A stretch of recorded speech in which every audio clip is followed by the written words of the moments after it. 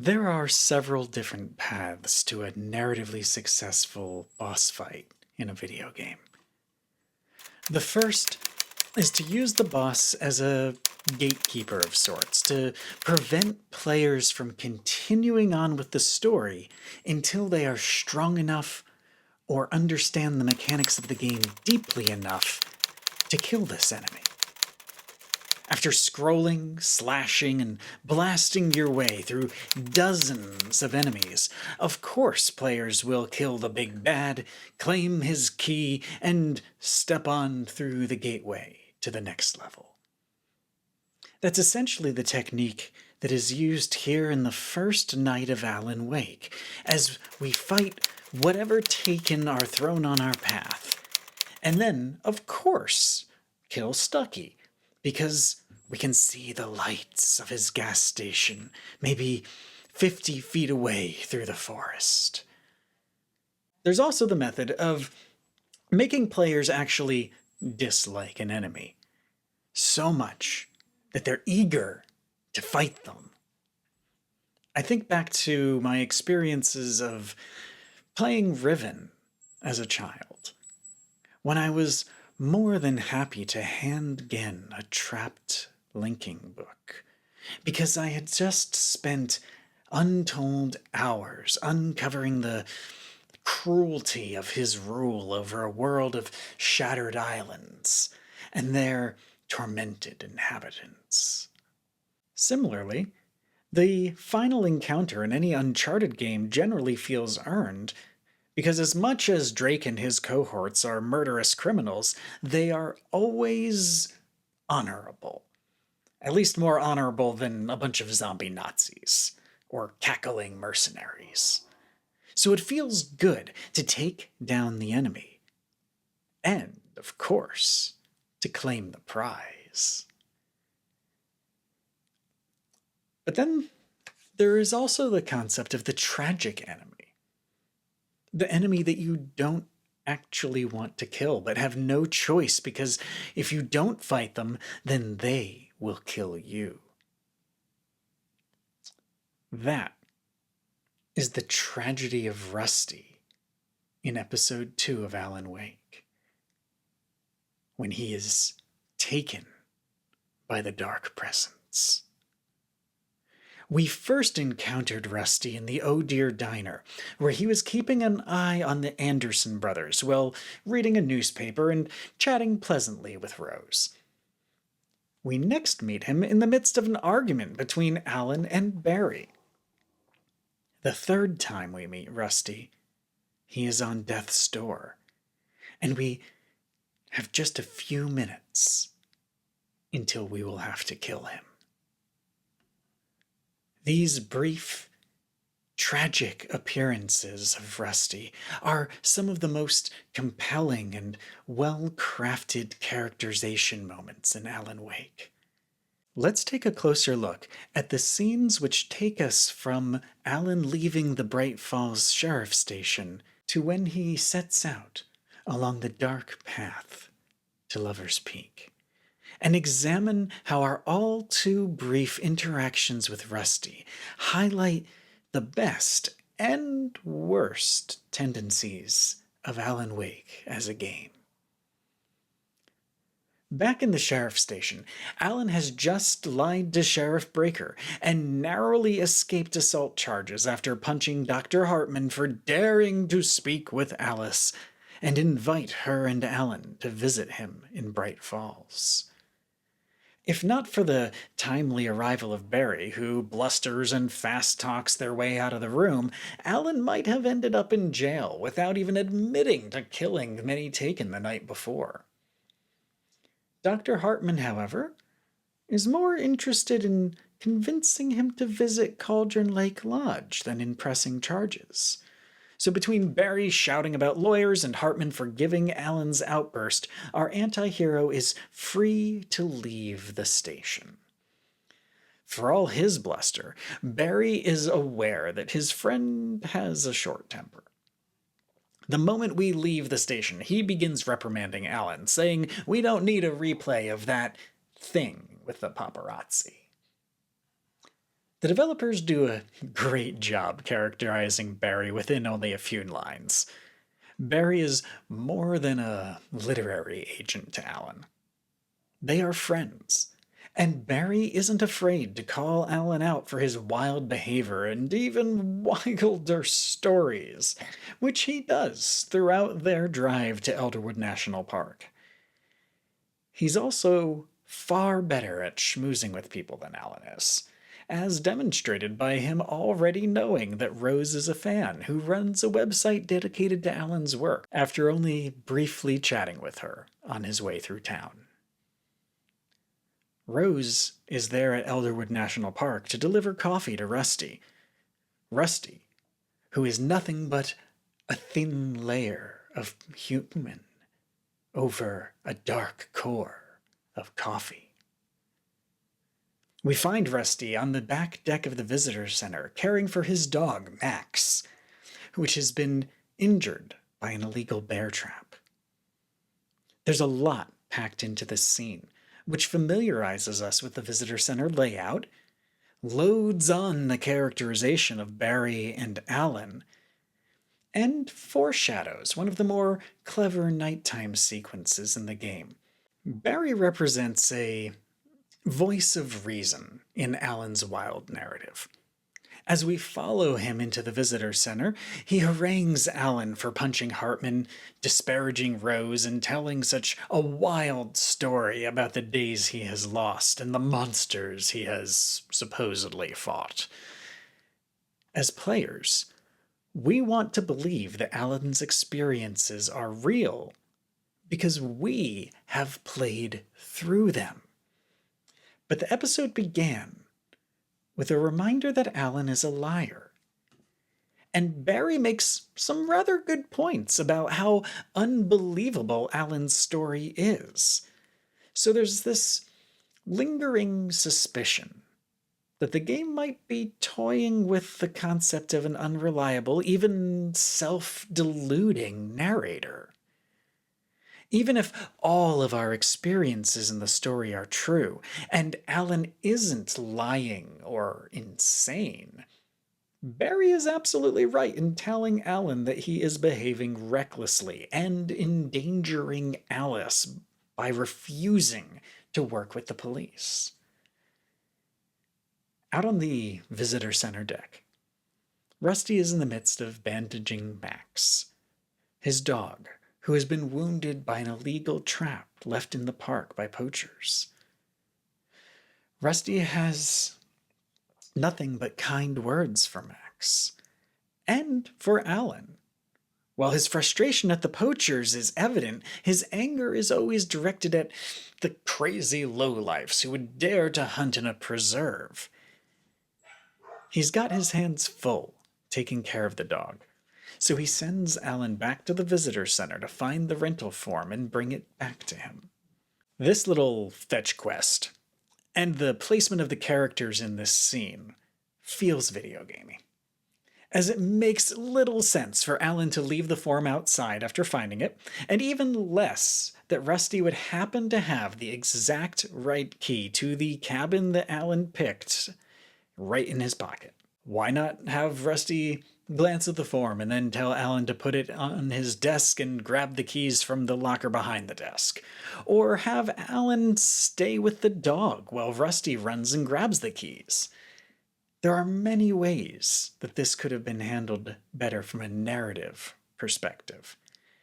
And these little lapses in story logic, they could be a weakness in the script. But I choose to believe that Remedy is trying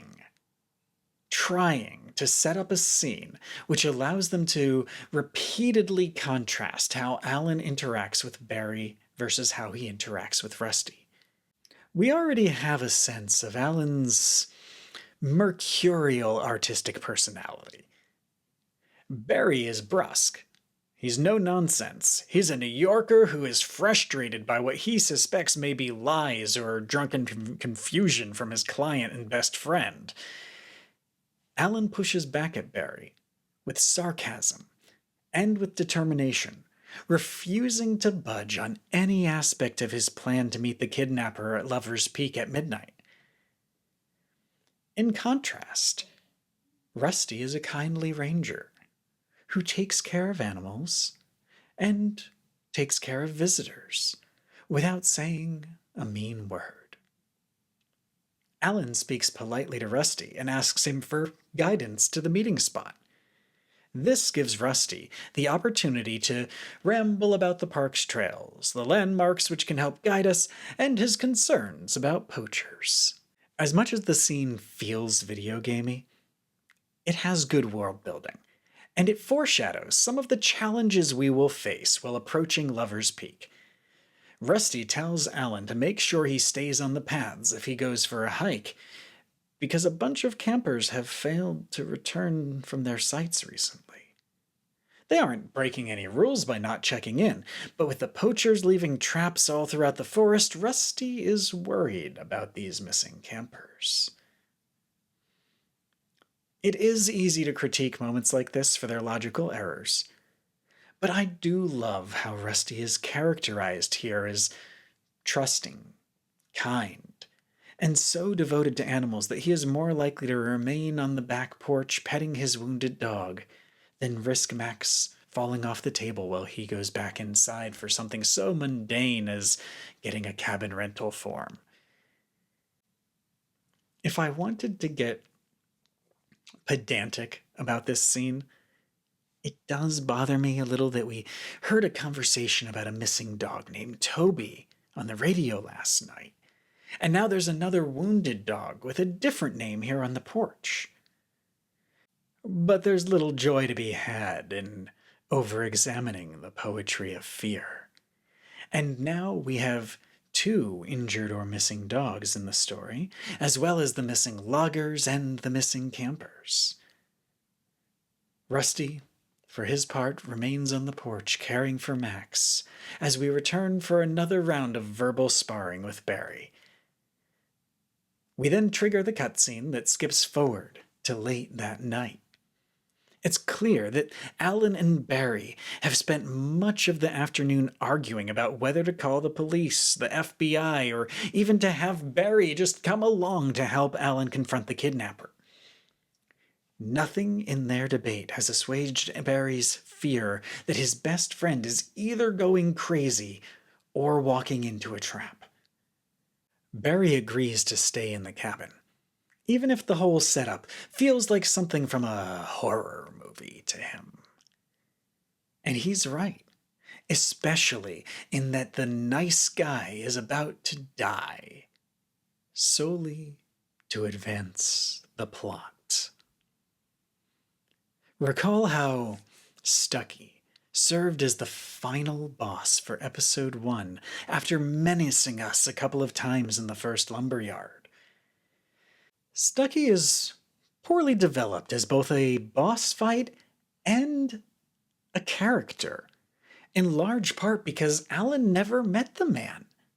So when he wrote Departure and needed an axe-wielding maniac for the opening chapter, he casually sketched a version of Stucky into that role. In contrast, Rusty has appeared in 2 well-written scenes in which he's been characterized as a generally good person. We'll also find 3 manuscript pages about Rusty throughout this episode, each of which makes his death all the more terrible. The first of these pages can be found in the back of a car parked near the cabins along the winding road back to the visitor center. It describes Rusty in agony, and perhaps worse, hints that Rusty knew that he was going to be attacked. "Mr. Wake," he says on the manuscript page, "it happened just the way it was on that page." What page? And what has happened to Rusty? We find out soon, as visions of Alice trapped underwater with the woman in black assail Alan's senses immediately after passing the car where we found this page. Then we hear an agonized scream as something large and terrible attacks the visitor center. Rushing in to try and help, Alan finds the front of the building shattered and Rusty mangled and dying beside Max's cage. It's a truly horrifying moment, made all the worse because Rusty tells Alan that he knew it was coming, just like it was on that page. He found a page that described his own death, and then it happened. He gives us his keys, and Alan hurries to the ranger's office to try and turn the lights on, finding another page near the entrance. This page includes the lines, "It didn't hurt until he tried to move and saw his leg bend the wrong way. He felt the broken rib stabbing him on the inside." Rusty howled in pain and fear, suddenly afraid to die alone. What an unsettling page for Rusty to find and read. Even if Rusty were not a character in a supernatural horror game, it might be upsetting to find such a document. Like a teacher finding a kill list left on their desk, or a cook seeing a box of rat poison left on the counter with their own name scrawled across it. Rusty must have been somewhat disturbed to discover a page describing his own torment. Rusty is cast as an enemy, not because of any fault of his own, but because Alan met him at the diner and needed another villain to build the drama of his story.